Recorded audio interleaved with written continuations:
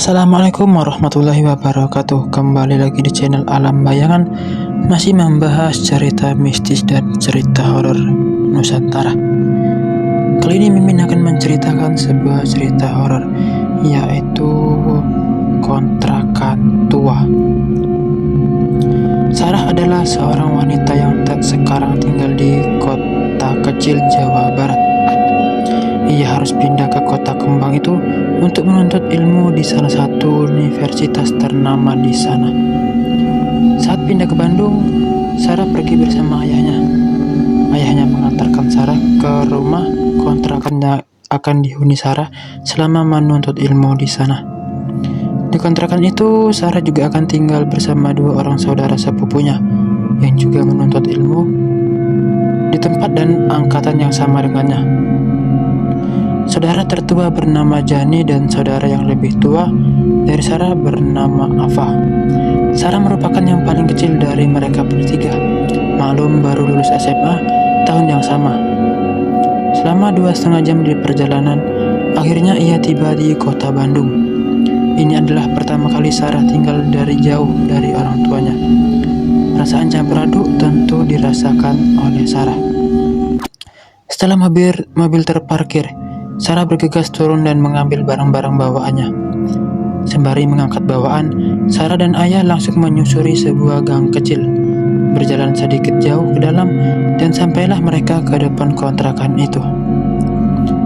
Assalamualaikum. Kami mengucap salam sembari memasuki rumah yang pintunya memang terbuka. Waalaikumsalam, Mang, sahut si Jani dan Teh Ava. Saat itu Sarah tersenyum dan mengangguk dan melihat sekeliling. Rumah tersebut adalah rumah tua dengan 2 lantai dan sedikit tidak terawat. Saat itu Sarah memaklumi hal tersebut, apalagi budget yang ia miliki untuk menyewa rumah kontrakan sangat terbatas. Tangga menuju lantai 2 adalah tangga kayu dengan pegangan kayu. Terlihat asal-asalan dibuatnya. Sarah mendekati tangga dan melihat ke atas. Di ujung tangga tersebut ada tembok. Sebelah kiri ada pintu kecil menuju keluar ke tempat jemuran dan talang air. Dan di sebelah kanan terdapat ruangan tanpa pintu yang hanya bisa dimasuki dengan cara sedikit membungkuk. Ruangan tersebut tepat berada di atas kamar tidur Sarah yang terletak di antara tangga dan kamar Teh Ava. Kamar Teh Ava adalah kamar yang paling dekat dengan pintu utama. Jani lebih memilih kamar paling ujung di dalam. Sekitar 3 langkah dari tangga tepat di seberang dapur yang merupakan akses menuju satu-satunya kamar mandi di rumah itu. Terdapat ruangan kosong yang cukup lebar di depan kamar Sarah dan kamar Teh Ava, dan ruangan ini nantinya akan dijadikan tempat berkumpul dengan alas karpet lusuh untuk mereka berkumpul bertiga. Lebih lanjut, Sarah langsung membenahi barang-barangnya di dalam kamar baru. Ada beberapa noda lembab di dinding berwarna coklat dan sebagian sudah terkelupas. Pantas saja terasa dingin, memang lembab, pikirnya. Tapi sudahlah, tempat ini lumayan nyaman. Sore pun tiba, ayah Sarah pun berpamitan untuk pulang. Dengan berat, Sarah melepas kepergiannya karena tak tega membayangkan penghuni rumahnya yang hanya tinggal ayah dan mamanya saja. Perlu diketahui, kedua kakak Sarah sudah memiliki kehidupan masing-masing di luar kota. Tentu saja, sebagai anak bungsu, merasa berat untuk meninggalkan kedua orang tuanya itu. Singkat cerita, 1 bulan menempati rumah tersebut, Sarah tak merasakan ada yang aneh di dalam rumah itu. Atau mungkin Sarah mengabaikannya karena sibuk pada ospek dan persiapan kuliah. Oh iya, Sarah bukanlah sosok yang indigo, namun ia terkadang bisa merasakan keberadaan makhluk halus di sekitarnya. Sampai pada suatu hari, saat itu kegiatan belajar sudah berjalan dan tugas-tugas mulai berdatangan. Sarah harus pulang ke kontrakan sekitar pukul 7 malam dan langsung tertidur. Sekian lama Sarah tertidur, ia terbangun dengan keadaan sekelilingnya yang gelap sekali. Memang kebiasaan Sarah saat hendak tidur selalu mematikan lampu kamar. Ia tak bisa tidur kalau lampu kamar dalam kondisi terang. Tapi saat itu benar-benar gelap total dan Sarah harus membiasakan matanya dalam gelap gulita. Setelah nyawanya kumpul, Sarah baru sadar jika kegelapan ini karena lampu ruangan di depan kamarnya mati total. Biasanya, Kalau malam-malam, lampu tersebut dinyalakan dan cahayanya masuk lewat jendela di atas pintu kamar dan lewat sela-sela pintu yang rapuh. Saat itu, Sarah meraba-raba mencari HP dalam kegelapan. Ternyata ada telepon dan SMS masuk selama ia tertidur. Dari kedua saudaranya yang mengabarkan mereka tak bisa pulang karena mengerjakan tugas kelompok di kos temannya, yang berarti Sarah harus sendirian tidur di dalam kontrakannya itu. Saat Sarah melihat jam, ternyata saat itu sudah pukul 2 malam. Ia sedikit merinding dan berusaha tidur kembali, tapi kantuknya sudah hilang. Jadi, Sarah memaksakan untuk menutup mata dan pikirannya melayang ke sana kemari. Seketika ia teringat, bukankah saat pulang tadi ia membuka pintu utama dan langsung menyalakan lampu ruang depan? Sarah sangat ingat betul jika ia langsung masuk kamar, ganti baju lalu tertidur. Dia tidak memadamkan lampu itu. Bahkan lampu itu selalu menyala setiap malam dan menjadi satu-satunya sumber cahaya di malam hari di dalam ruangan rumah itu. Lalu kenapa sekarang padam? Tanya Sarah. Sarah hanya bisa berusaha tenang dan memastikan ingatannya.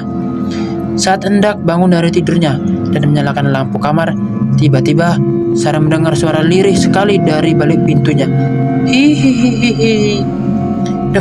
Detak jantung Sarah saat itu terasa berhenti. Seketika ia mengurungkan diri untuk berdiri. Sarah hanya duduk di atas tempat tidur sambil memegang erat selimutnya.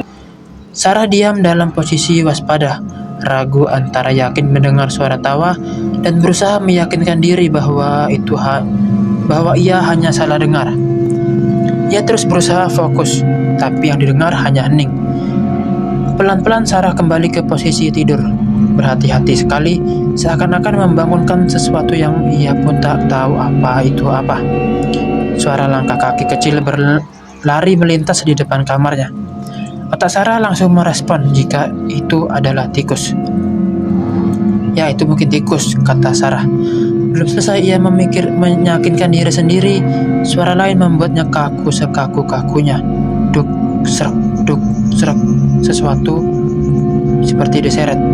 Seperti orang berjalan pincang dengan satu kaki diseret, berkeliling di ruangan depan kamarnya. Sesekali mendekati ke arah kamar Sarah dan ke arah kamar Teava dan berputar lagi. Hihihihi. Suara tertawa lirih itu muncul lagi. Kali ini Sarah yakin ia tak salah dengar. Dengan ketakutan, Sarah menutup seluruh tubuhnya dengan selimut, sembari memejamkan mata rapat-rapat. Keringat membasahi baju sekujur bajunya. Saat itu Sarah berusaha membaca ayat apapun yang diingatnya, tapi tidak satu pun lancar diucapkannya. Terbesit dalam pikirannya untuk bangun dan menyalakan lampu kamar. Pikirnya kalau terang ia akan lebih tenang, tapi di sisi lain, Sarah merasa takut jika dengan menyalakan lampu ia malah akan melihat sosok-sosok yang sedang mengganggunya. Entah berapa lama Sarah diam dalam posisi yang sama, tidak bergerak, dan suara-suara itu tidak kunjung pergi. Ia tidak berani membuka selimut, takut justru mereka akan muncul di depan mukanya Sarah. Padahal kondisinya saat itu sudah basah kuyup oleh keringat. Mungkin karena tubuh Sarah lelah setelah tegang dalam waktu yang cukup lama. Akhirnya ia pun tertidur dengan sendirinya. Sarah terbangun saat azan subuh berkumandang. Suara-suara aneh itu sudah hilang. Meski sedikit lega karena ada suara-suara orang di gang berjalan menuju masjid untuk sholat subuh berjamaah, tapi rasa takut Sarah masih sangat besar.